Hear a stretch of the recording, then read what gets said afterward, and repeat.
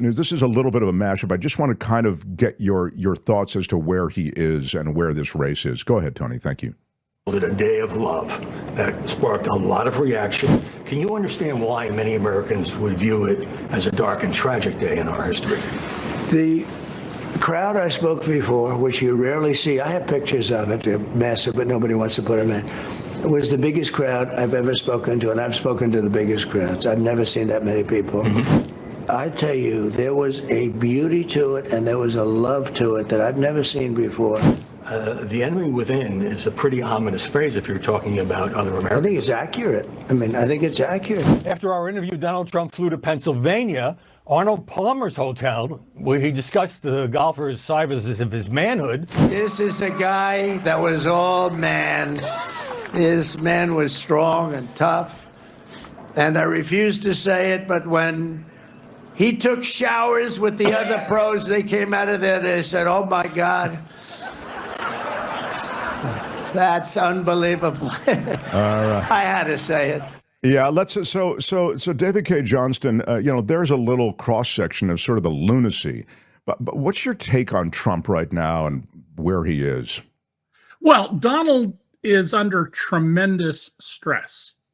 He knows that unless he gets back to the White House, his future is prison, multiple prison terms. He'll spend probably the rest of his life in prison.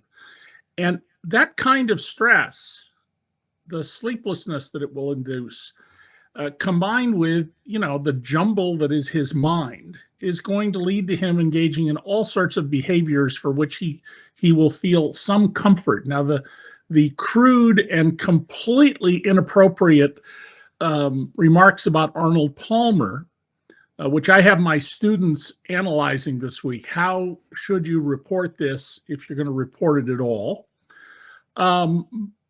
Those remarks are indicative of his anxieties.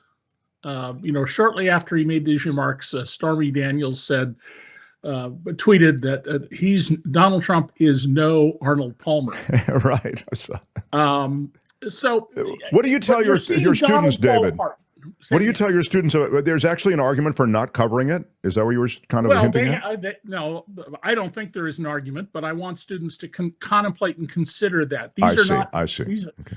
My students in this class are not, maybe one or two of them will become journalists, but they're taking a course about journalism. And so we talk a lot about ethics, how news is gathered, how you verify facts. And this was, I thought, a great opportunity to talk about how do you deal with something as completely unexpected? Nobody else in national politics has ever said anything like this. How do you deal with it? And keep in mind, as I said to them, that it's a, quote, family newspaper. It's a family radio station you're working for. It's a family TV station. NPR dealt with it by saying simply, Mr. Trump also made a remark about Arnold Palmer's anatomy, which I think that's completely useless. You might as well. I agree. That's like dry cleaning the entire remark. Yeah. So, but Donald is falling apart mentally, and we've seen this getting worse and worse and worse. And of course, whatever Donald says about you, he's talking about himself.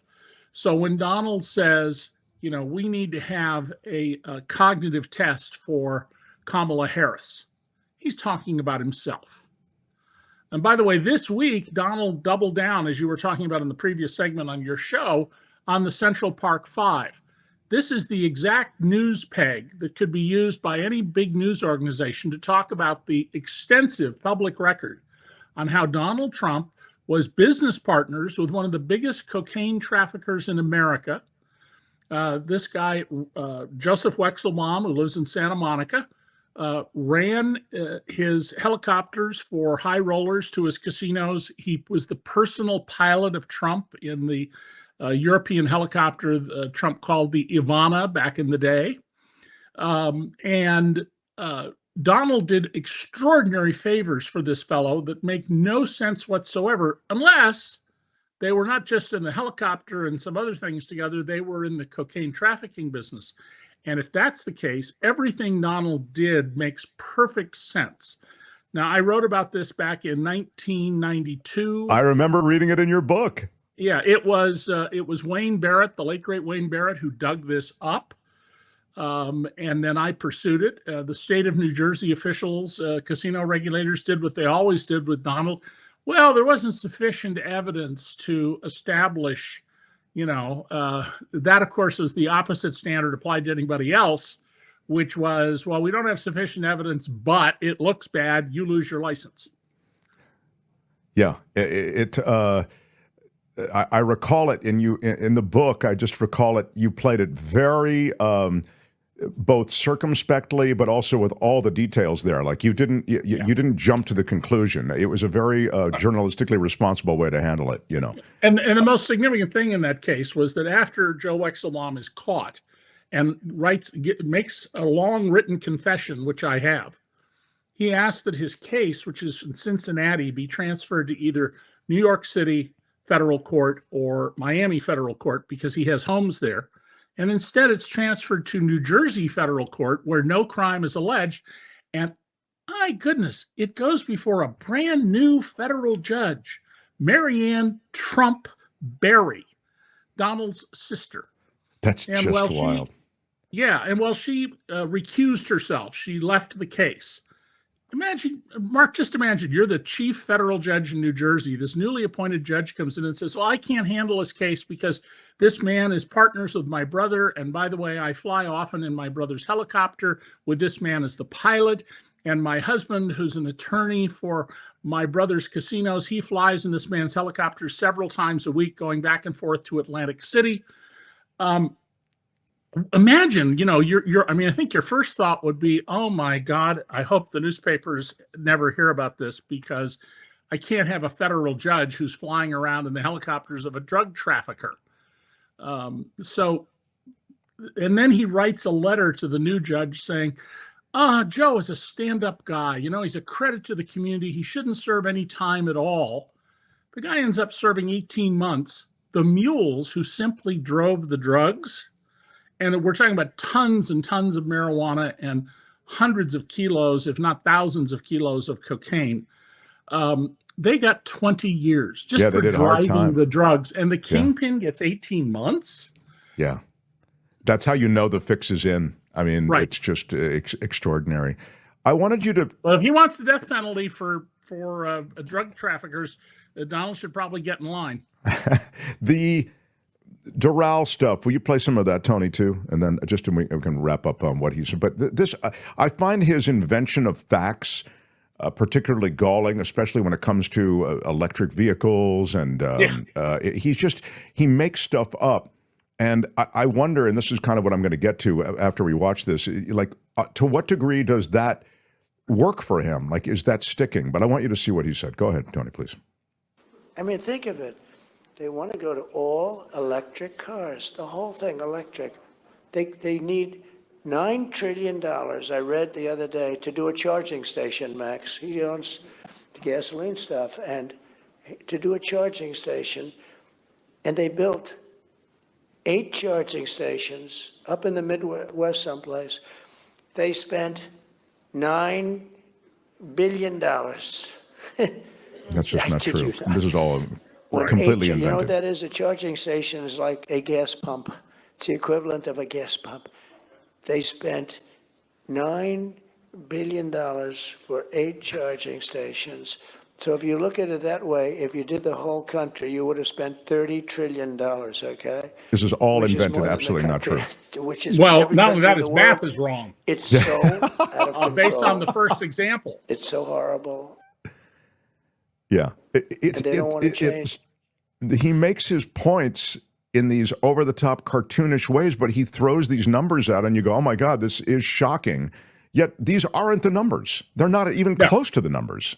I have a charging station in this house. It cost me $499. If you want a high-speed charging station, one that'll do up to 350 kilowatts, and you don't want one of those, frankly, because it's terrible for your battery, but those cost on the order of $40,000.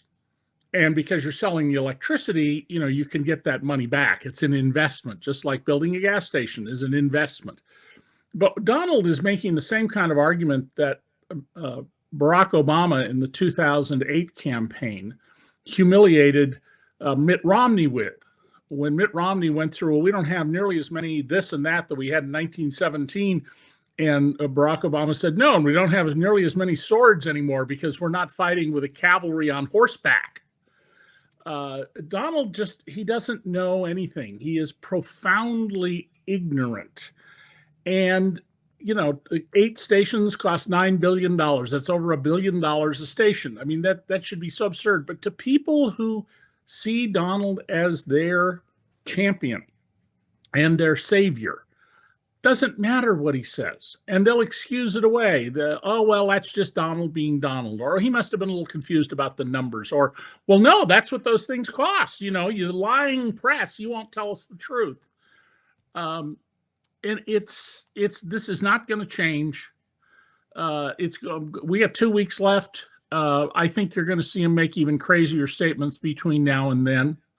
As president, I was just going to say, whether they get coverage. Yeah, and covered the way he says them. I mean, Dan Frumkin, a very good press critic you might have on as a guest sometime, formerly a Washington Post columnist. Dan has a piece out this week about how the New York Times, which matters because every other major news organization in the country looks to the Times every day for guidance on how to treat this news.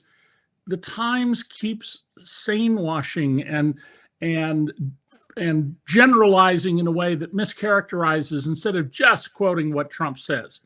And I understand the idea that you don't quote somebody whose comments don't make sense, except it's relevant to quoting Trump. Just say, former President Trump said, and, verbatim, just quote him. And if it's 200 words of nonsense, readers should know that. And you can't, it's not valid to say, well, we did that, a year ago. No, you have to do that every time. The trick says Tesla garage charger. I paid $5,000. I now hate Tesla because of Musk. Sad but true. Just on the Musk thing. That's because Musk made you buy a specialized charger that only works with Teslas. Sure. You could have bought a charger like mine for my Volkswagen electric for nothing. $500. Yeah, you can convert, but yeah, David's right. There's the Tesla chargers. Well, they're now converting, so it's a simple conversion.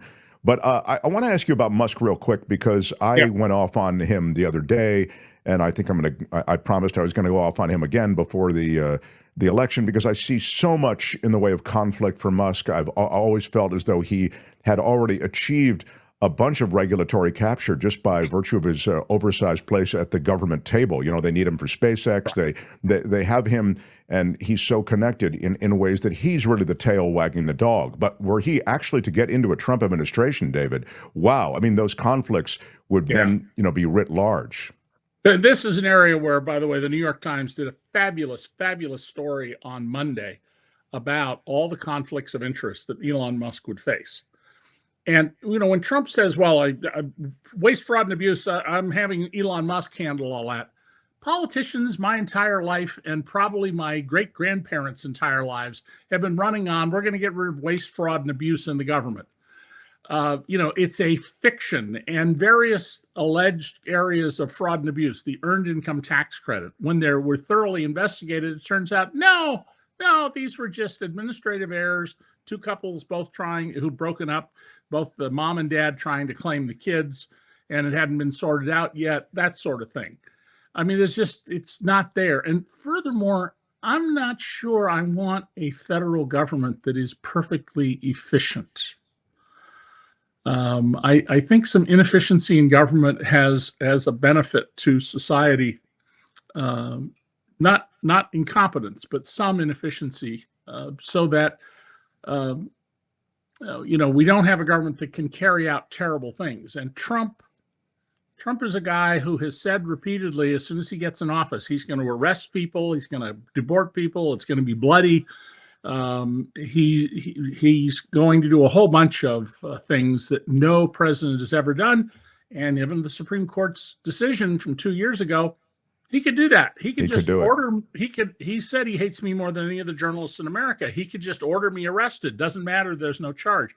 He could suspend habeas corpus by claiming that there is an insurrection underway, and that is what's necessary to suspend habeas corpus, which the Constitution, by the way, doesn't ever describe as a right. It calls it a privilege.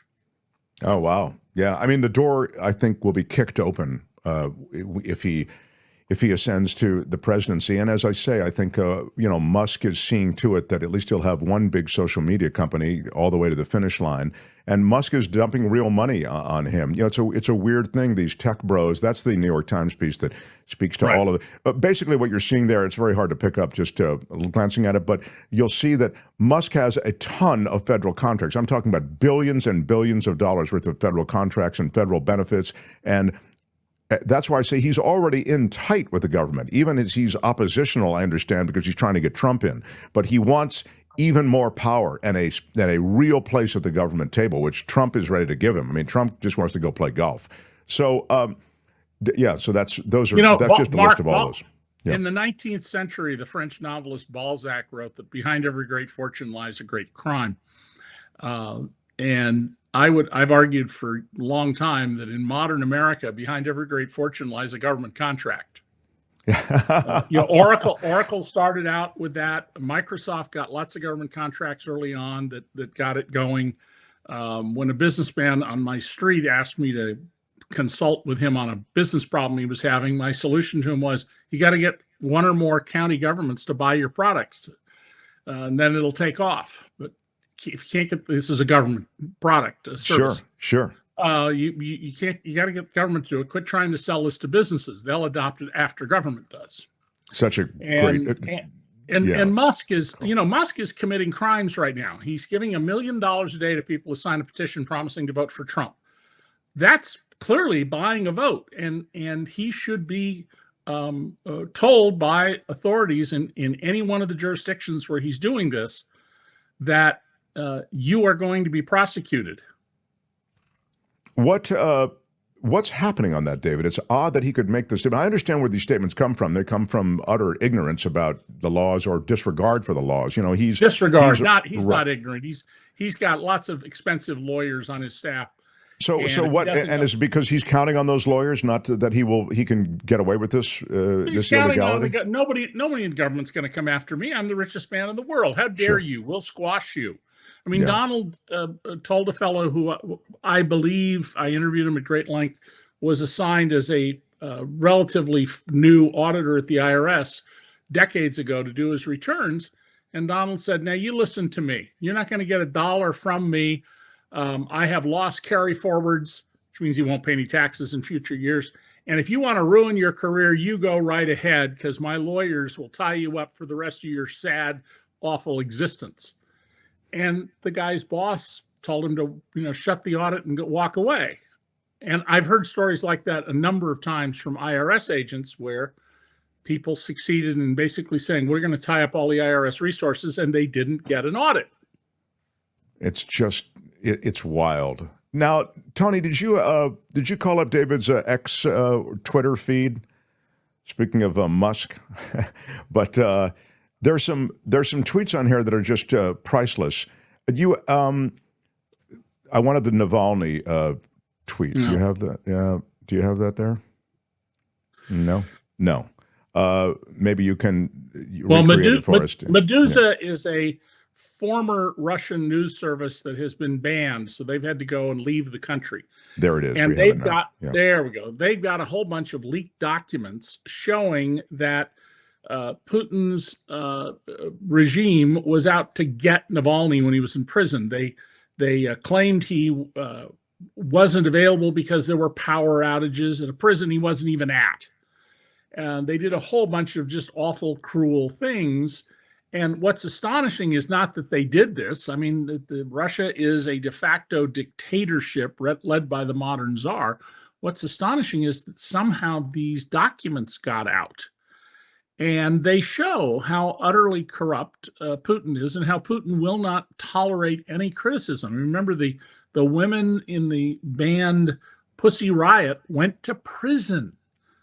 And Donald is the same. He says, you shouldn't be able to write things about me unless I approve of them. That's right. He doesn't want anything critical. I mean, that's exactly right, David. Right. In fact, he's talked about, and this is interesting. I'll just remind everybody, Navalny was the opposition leader in the Russian elections that might really challenge Putin. He was getting way too popular for Putin, clearly, and that he died in the prison. But it's interesting that Trump is talking about pulling the licenses of various broadcast networks and news organizations because he feels as though they are misrepresenting the truth. I mean, there's a certain irony about that, of course. But so here's one of the unresolved things about this terrible Supreme Court decision on immunity. If no official act of the president is reviewable by any court, and Donald Trump says, I'm going to cancel your FCC license to broadcast over the airwaves, without cause, without any evidence of wrongdoing, that's an official act. Would it be reviewable? And in the meantime, would you be allowed to continue running your business, or would the government's position of taking away your license prevail pending the resolution of the case, which could take 10, 20 years? The opportunities for Trump to test this and push this are extraordinary. I mean, what if he were to say, well, I need 3 more Supreme Court appointments, so arrest the 3 women who are not on the right on the Supreme Court and hold them incommunicado because they're traitors. They're a threat to our country. David, in my movie, that's the way that's the last act, because this corrupt court makes this pronouncement and then Biden summons for the arrest. So it works against them, you know what I mean? But that's in my dream movie, you know what I mean? Yeah, unfortunately, I cannot conceive of Joe Biden of course not using those powers to do anything like that, even if it means our democracy dies. Yeah, I completely agree. He's an institutionalist. I mean, he would never rock the boat like that. This is, I don't want to sleep on this. Delwood, who's oftentimes in disagreement with me, but he does ask a question that I don't know if you want to opine on. David, your opinion on the outcome in Pennsylvania, please. 19 electoral votes, nothing else matters if a candidate loses Pennsylvania, Delwood says. Well, that keeps being said on various news programs and in advertisements. It's not quite true. I mean, there are several different ways the electoral college vote can go. Having said that, 19 electoral votes is a big bag of votes, and it's going to matter a great deal. And Pennsylvania, where I lived for a while, was very aptly described by James Carville as Pittsburgh and Philadelphia with Alabama in between. The lesson for both parties is if you want to win, you got to get the vote out on election day. You're seeing in Pennsylvania intense efforts by both sides. But, Donald has such important and thoughtful leaders out there making his case as Kid Rock. And Kamala Harris has, the governor, former governors, Barack Obama, Michelle Obama, business leaders. So if Donald wins Pennsylvania, I think it will be a failure of the Harris people to get the vote out. And they've got, she raised more than 3 times as much money in September as Donald did. More than 3 times. That tells you there's a lot of enthusiasm. And one of the things going on right now in ads in Pennsylvania, in Lincoln Project ads and some other discussion groups, is a message to women. When you go in the voting booth, no one knows how you cast your ballot. So, you can tell your husband who says, you damn well better vote for Donald Trump. You can say, absolutely, dear. Yes, I'm going to vote for Donald Trump. And you go in the ballot booth and voting booth and you cast your ballot for Kamala Harris. And I think that's a very smart strategy. As you know, I'm not a fan of television ads. I think they're way too much money for way too little effect. Door knocking campaigns are better, but that's a pretty good ad. Yeah, there are some good ones for sure. The other one that I think is, again, I agree with what you just said, because I think the ability to cut through the noise has been reduced because there's just so much noise now. Yeah. But if you just look at the ads associated with the with those who served in the Trump administration who are now, speaking out so full-throatedly as a warning against what this guy could do. I feel like those ads really cut through as well. Speaking of ads, and then I want to get, I'll wrap up with you, but I do want to get, I know, speaking of Pennsylvania, you were working for the Inquirer when the big quake hit in San Francisco, and I just want to touch that because this is, we're coming up on an anniversary. Tony, do you have the ads that I asked you to lift? I really just wanted to show, Here's a quick one on. Vice President Harris has chosen a side, the right side. Harris has made herself clear. She stands with Israel and the Jewish people. And joining Kamala will be her husband and top advisor, Doug This is really a hit who would be ad the on first Harris. It's a Jewish hit ad. presidential spouse ever. Kamala They're talking about relies how on her she's husband controlled Doug by for the counsel on the Jews. toughest issues, like Israel's noble fight against the radical terrorists in Gaza. And when Doug talks, Kamala listens. Kamala and Doug, America's pro-Israel power couple. So they're really playing that, and they are carpet bombing Michigan with that ad. They are saying, so it masquerades as, you see how virtuous they are defending Israel when they know that that's going to land in this loathsome way to a largely Arab community that occupies Michigan. Right. Well, Dearborn has the largest concentration of Muslims in the United States. And I think we now have more Muslims in the United States than Jewish people. If not, they're very close. I've listened to a number of interviews and read a number of interviews with people in the Dearborn area. And some of the remarks are surprising. Some of them are people who say they can't vote for Kamala because she is allowing what's going on in Gaza. She's just the vice president. She doesn't have any authority to do anything. Vice president is just in waiting. It's like having two sons if you're king, a spare and an heir. and I mean, heir and a spare. So I don't know how effective that kind of ad will be. I think literally you can see that ad and go, what? Right. It's not that. I know what they're trying to do. Not sure they've achieved that. It's targeted for that community, though, and that media buy, David, so maybe it will land better there. It may, and if people see it repeated times, they may get a deeper message. And it just means to me that the Harris campaign needs to spend a lot of money putting people on the ground in and around Dearborn, which is, right next door to Detroit. Sure.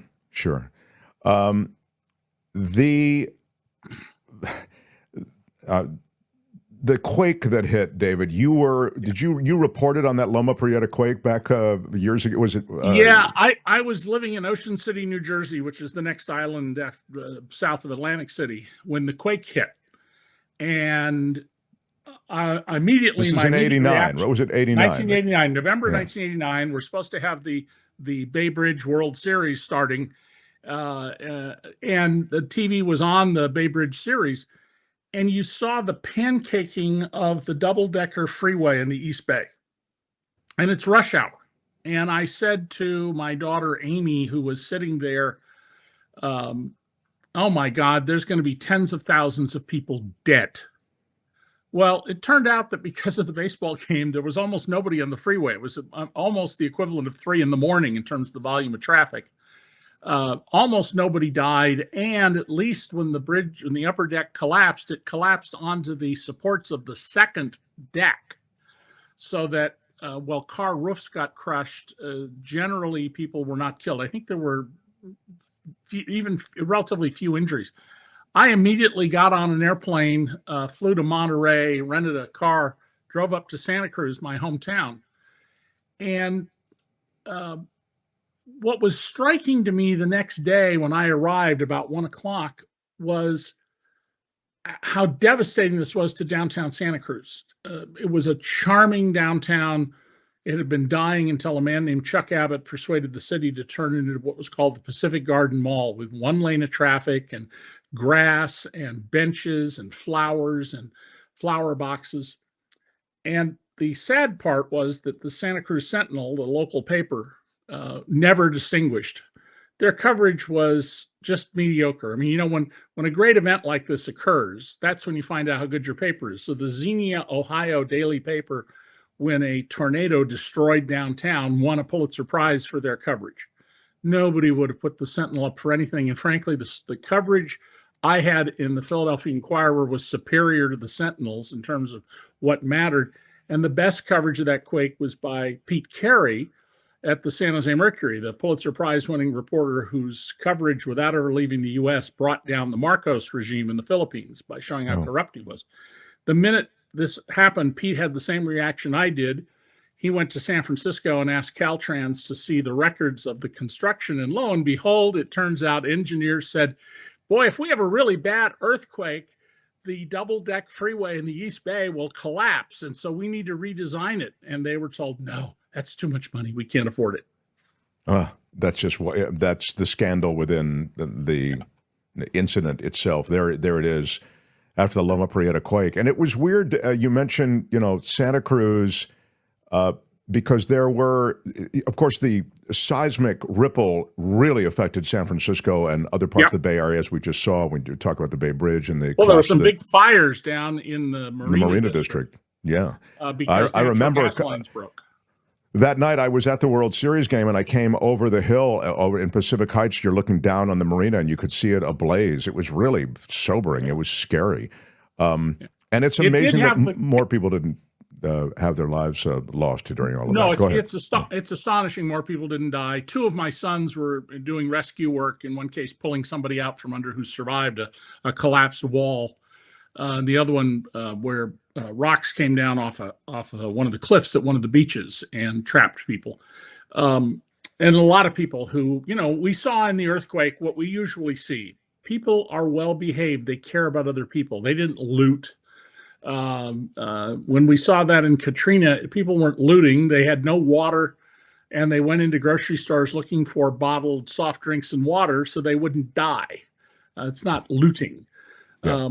But the one of the good things that came out of this, there's a great picture of the fire in the Marina District in San Francisco. One of the good things that came out of this was a strengthening of a lot of buildings in terms of earthquake damage.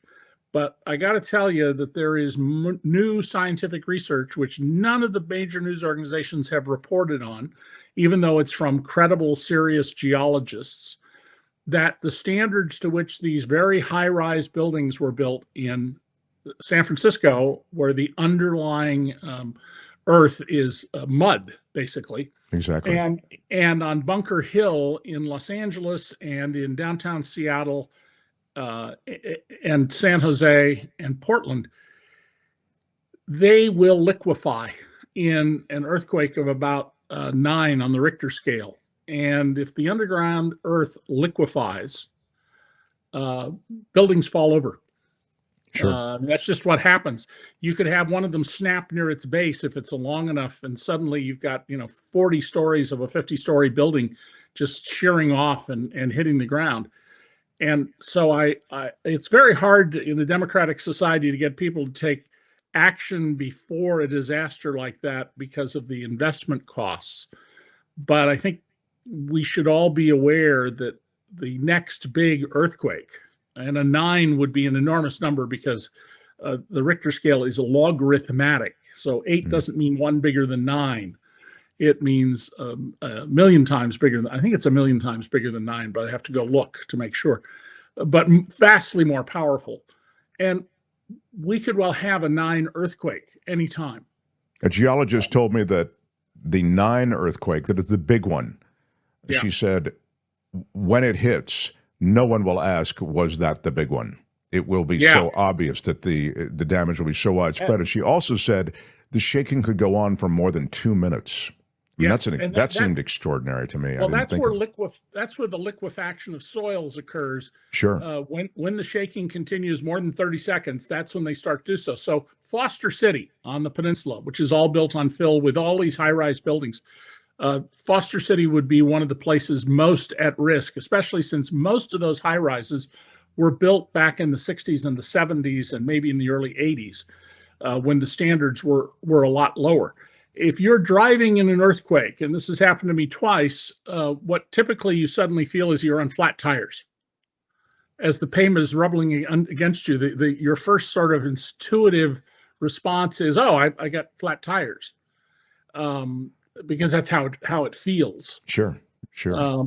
So Yeah, the liquefaction is such an important thing to talk about because so much of around the Bay Area and California generally, the marina in Los Angeles, and these are all areas on fill, and that liquefaction happens very quickly. It would not have to. And then natural gas pipelines break, and you end up with fires. And there are natural gas pipelines all up and down California that are 36 inches, 42 inches across, and operating at more than 1,000 feet of 1,000 pounds of pressure per square inch. And it takes, well, in the case of the explosion in San Bruno in 2010, or 2012, whichever year it was there, it took them, PG&E, 90 minutes to shut off the flow of gas to that fire. Well, and they were taken to court for it, but that doesn't do much Thank good you, for the Robert people. Snyder. It's 8 to 9 is 10 times more powerful, not a million.